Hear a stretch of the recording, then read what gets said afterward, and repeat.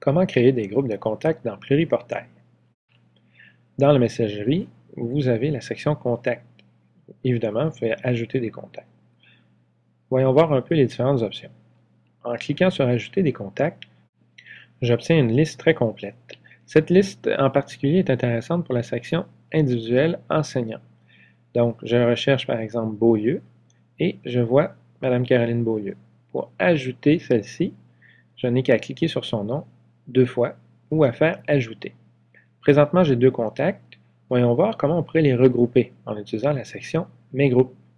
Je vais créer un groupe, par exemple département de mathématiques, et appuyer sur OK pour confirmer.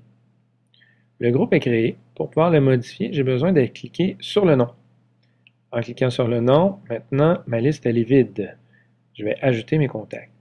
Je peux ajouter les contacts par matière, par individu, donc je vais aller voir un peu dans ma liste au niveau des enseignants, étant donné que c'est une liste d'enseignants. Je tape le nom.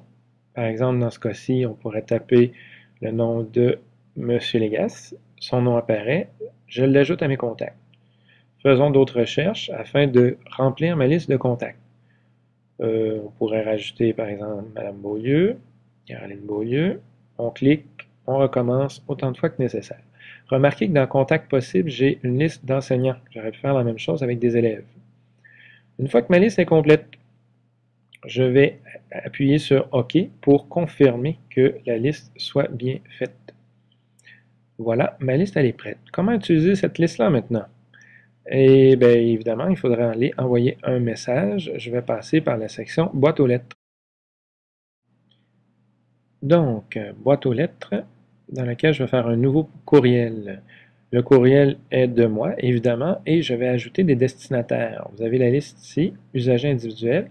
Je vais aller par contact personnel. Ce sont les contacts que j'ai créés tantôt. Donc, j'ai ma liste de contacts personnels ou j'ai département de mathématiques. Je peux faire ajouter, dans laquelle ça va ajouter mon contact au complet. Vous avez département de mathématiques. Si vous voulez plus de détails, vous pourriez cliquer par exemple sur le petit icône ici qui me fera dérouler la liste des gens faisant partie du groupe département de mathématiques. Une fois le tout à mon goût, il me suffit de compléter mon message en indiquant par exemple l'objet, donc exactement comme quand vous faites un courriel ordinaire, donc réunion demain à 12h30, on indique les informations. Petit détail en passant, si vous voulez ajouter des fichiers, vous avez sélectionné les fichiers ici et cette option-là, elle est importante, elle se fait en 2 étapes. Vous devez choisir le fichier en premier. Donc par exemple, ici, ça pourrait être l'ordre du jour.